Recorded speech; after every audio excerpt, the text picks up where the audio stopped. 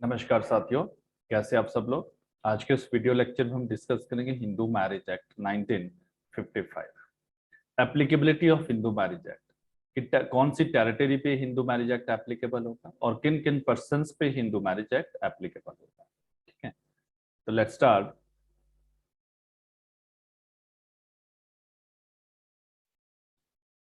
Hindu marriage act 1955, ठीक है। Then ये सेक्शन है, यहाँ पे सेक्शन आपको कंटेंट्स एक बार अच्छे से देखना है यहाँ पे। And after that now the Hindu marriage act, देखो समटाइम आपको प्रीलिम्स में क्वेश्चन आ जाता है एक्ट ऑफ 25/1955, तो एक्ट ऑफ 25 है एंड प्रेसिडेंट की असेंट इसमें 18 मई 1955, 18 मई 1955।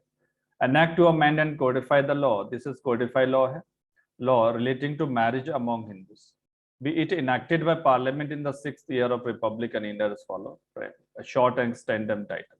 अब applicability of Hindu marriage act कि एप्लीकेबल कहाँ होगा वो हम देखेंगे। This act may be called Hindu marriage act 1955। It extend to the whole of India.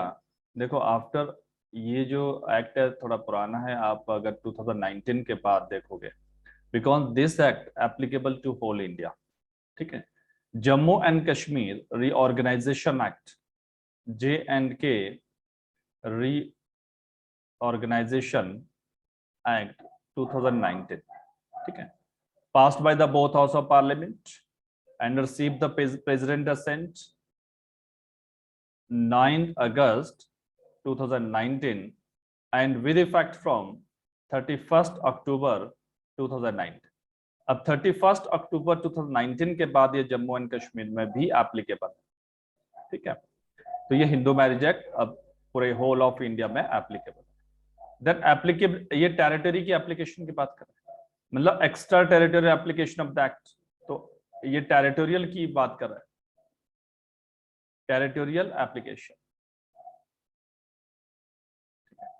अब application of the act, this act applies, अब किन किन पर्सन की बात करा, अब यहाँ पे पर्सन की बात करा, लाइक ऐसा who is Hindu, who is Hindu according to Hindu marriage act.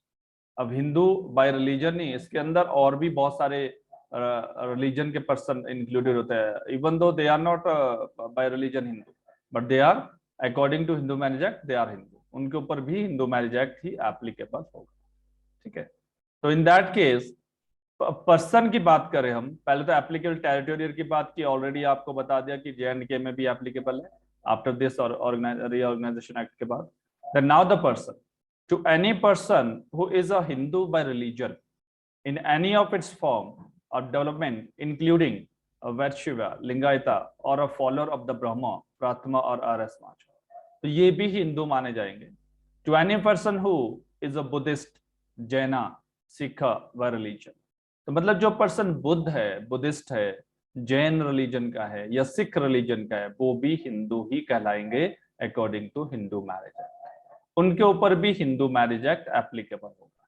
Even though they are not by religion, they are not Hindu, but Hindu marriage act फिर भी एप्लीकेबल होगा।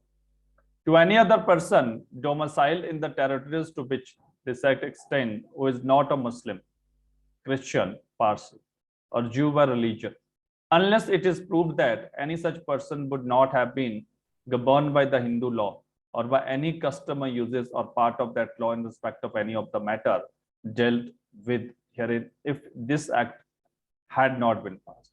तो उन पर्सन के ऊपर भी एप्लीकेबल होगा, उन पर्सन के ऊपर भी एप्लीकेबल होगा जो मुस्लिम नहीं है। अगर मुस्लिम है तो ऑब्वियसली मुस्लिम लॉ एप्लीकेबल होगा, क्रिश्चियन है तो क्रिश्चियन लॉ होगा, पारसी होगा उसका अपना लॉ, ज्यू। लेकिन इसके अलावा they are not Muslim, not Christian, not Parsi, not Jew, by religion वो नहीं है, बट उनको ऊपर क्या प्रूव करना पड़ेगा कि उनके ऊपर पहले हिंदू लॉ एप्लीकेबल होता था 1955 से पहले, पर्सनल लॉ उनका जो हिंदू पर्सनल लॉ वो एप्लीकेबल था। देन अगर वो प्रूव कर गए तो then they are Hindu according to this act. ठीक है, then explanation, the following person are Hindus, Buddhists, Jain, Sikhs by religion as the case may be। देखो एक तो जो हिंदू बाय रिलीजन है वो तो उसके ऊपर तो हिंदू मैरिज एक्ट एप्लीकेबल होगा ही होगा, अगर कोई बुद्धिस्ट भी है बाय रिलीजन, उसके ऊपर भी हिंदू मैरिज एक्ट एप्लीकेबल होगा। जैन है bye religion, Hindu marriage act applicable होगा।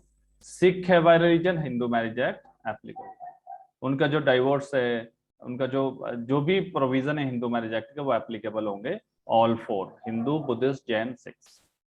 Then any child, legitimate or illegitimate, both of whose parents are Hindus, Buddhist, Jain और Sikh by religion, कोई भी चाइल्ड हो जो बर्थ लेता है किसी हिंदू से, ठीक है, जो बॉर्न होता है फ्रॉम द हिंदू, उसके बोथ पेरेंट्स हिंदू, मान लो फादर है और सॉरी हस्बैंड एंड वाइफ है, इनका कोई सन, दोनों हिंदू है, ठीक है, दोनों हिंदू है, तो इनका जो सन है वो हिंदू माना जाएगा, हिंदू मैरिज एक्ट एप्लीकेबल होगा।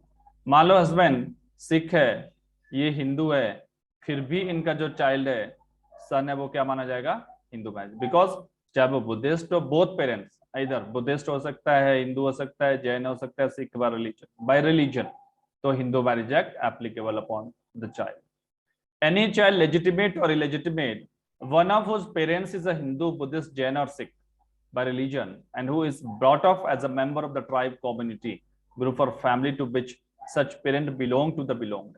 ये बोलता है कि मान लो सपोज एक मुस्लिम है, फादर मुस्लिम है, मदर हिंदू है, फादर मुस्लिम है, मदर हिंदू है, इनका एक सन है, उसका ब्रॉट अप हुआ है,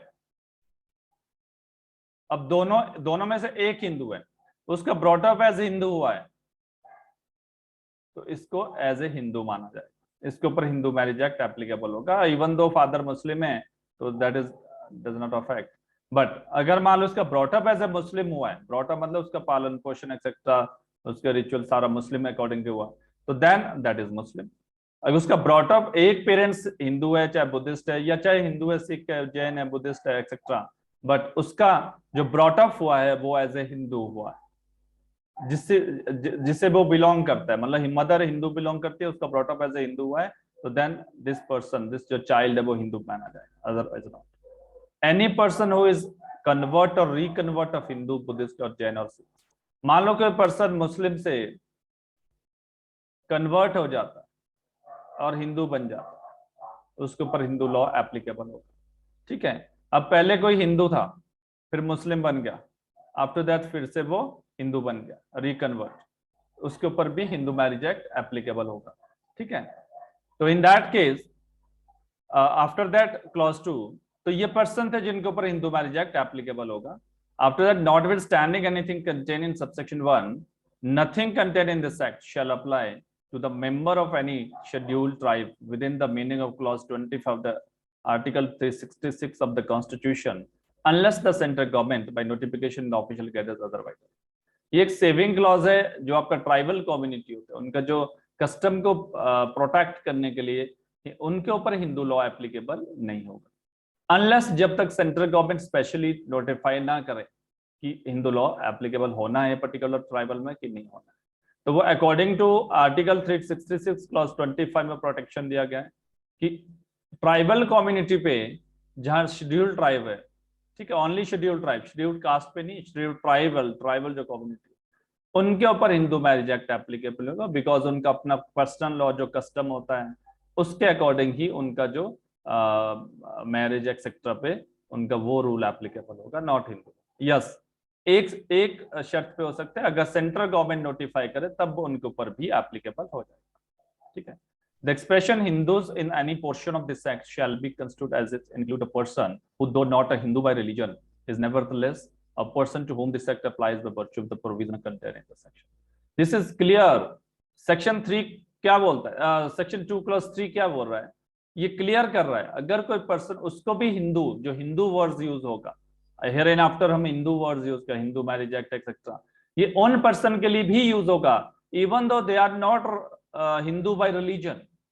जैसे सिख है, बुद्धिस्ट है, जैन है, वो हिंदू रिलीजन के नहीं है, हिंदू अपना अपना रिलीजन है, सिख अपना रिलीजन, बुद्धिस्ट अपना रिलीजन है, जैन का अपना है, ठीक है। तो वो बाय रिलीजन तो हिंदू नहीं है, but according to the Hindu marriage act they are Hindu, उनको भी हम हिंदू बोलेंगे for the purpose of the Hindu marriage act, ठीक है, उनके ऊपर भी एप्लीकेबल होगा हिंदू मैरिज एक्ट। तो ये क्लियर है सेक्शन 2 क्लॉज 3, ठीक है। And then definition. In this act, unless the context otherwise require, the expression custom and uses signify any rule which having been continuously and uniformly observed for a long time has obtained the force of law among Hindus as any local area, tribe, community, group of the family. तो ये याद रखना आपका ये आपको definition clause मैंने आपको सब बताया था कि डेफिनेशन क्लॉज आपको हर एक पेरेक्ट के देखने हैं क्योंकि डेफिनेशन क्लॉज एक आधा क्वेश्चन आ जाता है। और मोरओवर आपका जो सेक्शन 2 है ये आपका हिंदू सक्सेशन एक्ट में भी सेम है। हिंदू सक्सेशन एक्ट भी इन्हीं सभी पर्सन के ऊपर एप्लीकेबल होगा। Hindu adoption of maintenance act भी और हिंदू गार्डियनशिप एक्ट, इन सब में सेक्शन 2 सेम है, कोई डिफरेंस नहीं है, एक वर्ड्स का डिफरेंस नहीं है, वो सेम है सभी के ऊपर। जो यहाँ पे मैंने एक्सप्लेन किया वो सभी के ऊपर एप्लीकेबल होगा, सक्सेशन में भी और अडॉप्शन और मेंटेनेंस और गार्डियनशिप एक्ट में भी एप्लीकेबल होगा। ठीक है। Custom provided that rule is certain and not unreasonable opposed to public policy, already हमने डिस्कस भी किया था प्रीवियस लेक्चर में। Provided further that in the case of rule applicable only to the family, it has not been discontinued by the family। ठीक है, तो ये आपको ध्यान रखना, यहाँ पे कस्टम पे आपको समटाइम मेंस में भी क्वेश्चन आ सकता है और प्रीलिम्स में तो समटाइम पूछते ही है। District court means in any area for which there is a city civil court, that court and in any other area the principal civil court of original jurisdiction, including any other civil court which may be specified by the state government by notification in the official gazette as having jurisdiction in respect of the matter dealt with this। तो आप definition देख लेना।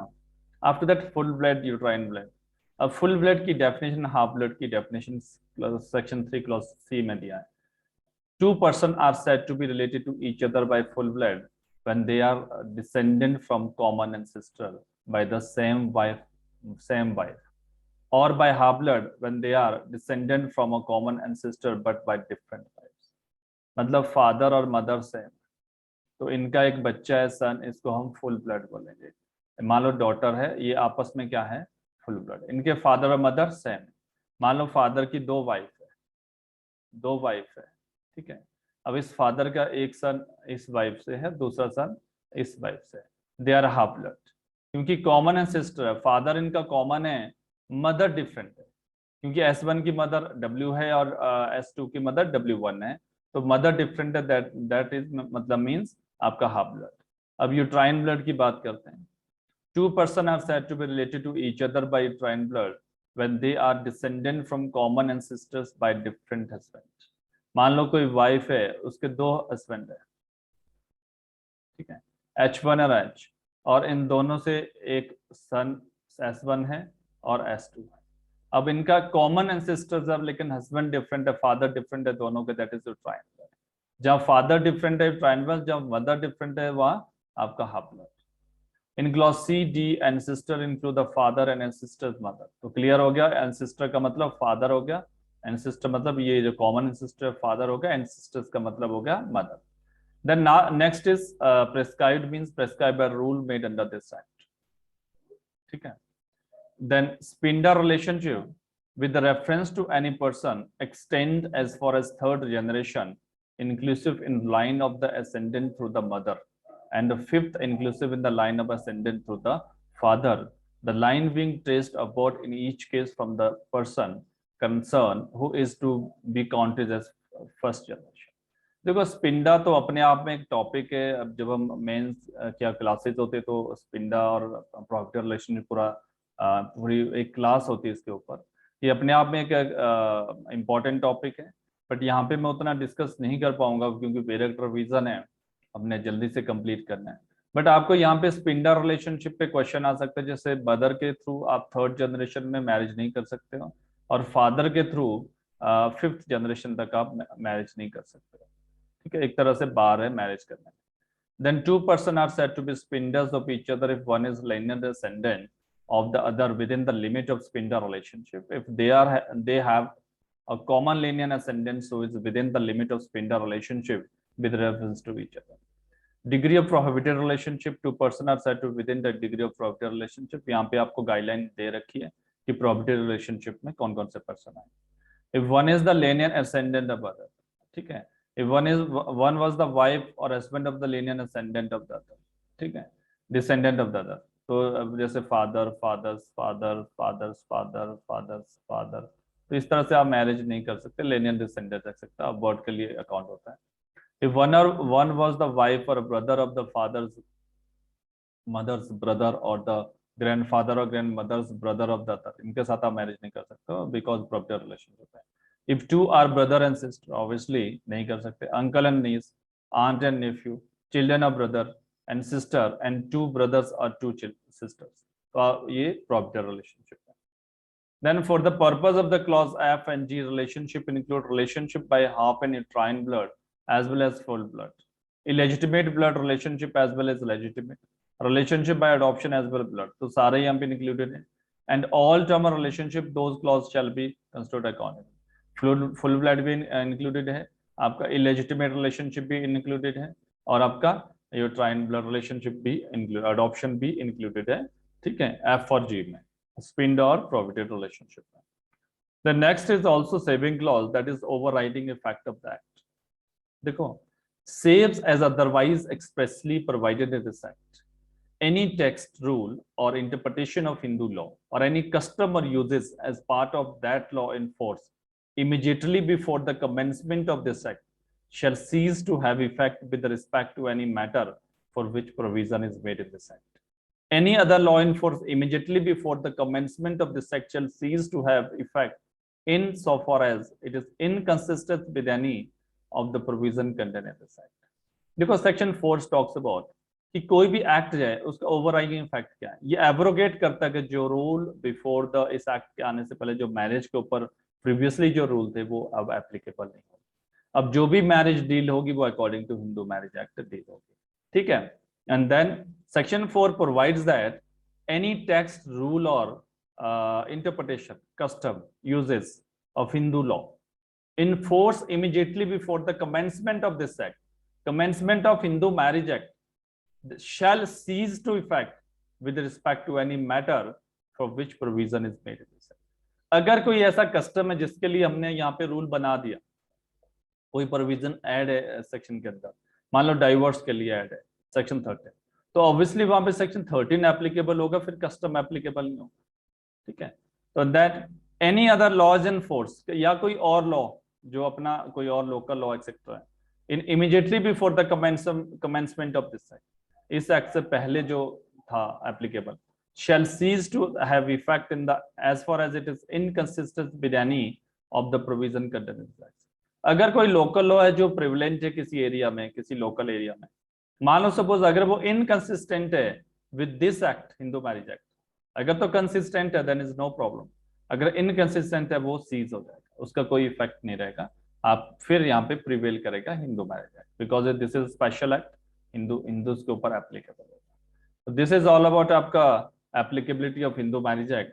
Next video lecture में हम discuss करेंगे condition of Hindu marriage act, section 5, 6, 7, 8 discuss करेंगे। तो बने रहिए आप हिमालयन जुडिशियल कोचिंग इंस्टीट्यूट के साथ।